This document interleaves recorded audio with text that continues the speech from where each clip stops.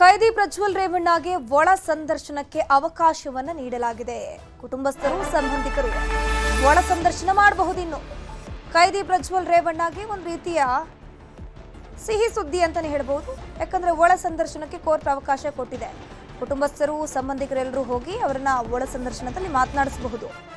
ಅನುಮತಿ ಸಿಕ್ಕಿದೆ. ಜನಪ್ರತಿನಿಧಿಗಳ ವಿಶೇಷ ನ್ಯಾಯಾಲಯದಿಂದ ಆದೇಶ ಹೊರಡಿಸಲಾಗಿರುವುದು. ಜೈಲು ಮುಖ್ಯ ಅಧೀಕ್ಷಕರು ನಿಯಮಾನುಸಾರ ಅಪರಾಧಿ ಭೇಟಿಗೆ ಅವಕಾಶವನ್ನ ಕೊಟ್ಟಿದ್ದಾರೆ. ಭೇಟಿಯ ವೇಳೆ ಕಾರಾಗೃಹ ನಿಯಮಗಳನ್ನು ಕಟ್ಟುನಿಟ್ಟಿನಿಂದ ಪಾಲಿಸಬೇಕು ಅಂತ ಕೋರ್ಟ್ ಸೂಚನೆಯನ್ನ ಕೊಟ್ಟಿದೆ. ಒಳ ಸಂದರ್ಶನಕ್ಕೆ ಅವಕಾಶ ಕೋರಿ ಅರ್ಜಿಯನ್ನ ಸಲ್ಲಿಸಿದ್ರು ಅಪರಾಧಿ ಪ್ರಜ್ವಲ್ ರೇವಣ್ಣ. ಅರ್ಜಿ ವಿಚಾರಣೆ ಆಗಿತ್ತು, ಆದರೆ ಆದೇಶವನ್ನ ಕೋರ್ಟ್ ಕಾಯ್ದಿರಿಸಿತ್ತು.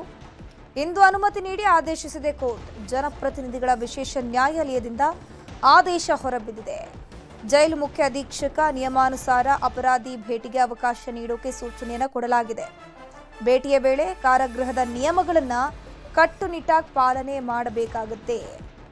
ಭೇಟಿಗೆ ಅವಕಾಶ ನಿರಾಕರಿಸಿದ್ರೆ ಅಪರಾಧಿಗೆ ಸೂಕ್ತ ಕಾರಣ ನೀಡೋಕೆ ಕೂಡ ನಿರ್ದೇಶನವನ್ನ ಕೊಡಲಾಗಿದೆ. ಯಾರಾದರೂ ಭೇಟಿಗೆ ಬಂದಂತಹ ಸಂದರ್ಭದಲ್ಲಿ ಭೇಟಿ ಮಾಡೋದಿಲ್ಲ ಅಂತ ಏನಾದರೂ ಹೇಳಿದ್ರೆ ಅದಕ್ಕೆ ಕೂಡ ಸೂಕ್ತ ಕಾರಣವನ್ನ ಅಪರಾಧಿ ಇಲ್ಲಿ ಕೊಡಬೇಕಾಗುತ್ತೆ.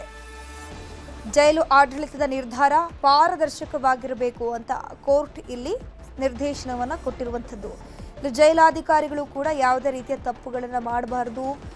ಜೈಲಿನ ಏನೆಲ್ಲ ರೂಲ್ಸ್ ಅಂಡ್ ರೆಗ್ಯುಲೇಷನ್ಸ್ಗಳಿದೆ, ಕಾನೂನನ್ನ ಪಾಲನೆ ಮಾಡಬೇಕು ಅನ್ನುವಂಥದ್ದನ್ನ ಕಟ್ಟುನಿಟ್ಟಾಗಿ ಕೋರ್ಟ್ ಹೇಳಿದೆ. ಕೈದಿ ಪ್ರಜ್ವಲ್ ರೇವಣ್ಣಗೆ ಒಂದ್ ಕಡೆ ರಿಲೀಫ್ ಅಂತಾನೆ ಹೇಳಬಹುದು. ಸಂಬಂಧಿಕರು ಕುಟುಂಬಸ್ಥರು ಯಾರೇ ಬಂದರೂ ಕೂಡ ಒಳ ಸಂದರ್ಶನದಲ್ಲಿ 1-to-1 ಅವರಿನ ಮುಂದೆ ಮಾತನಾಡಬಹುದು. ಎಕ್ಸಾಕ್ಟ್ಲಿ ಯಾವ ದಿನದಿಂದ ಈ ಪರ್ಮಿಷನ್ ಅವರಿಗೆ ಗ್ರಾಂಟ್ ಆಗುತ್ತೆ ಅನ್ನುವಂಥದ್ದು ಕಾದು ನೋಡಬೇಕು.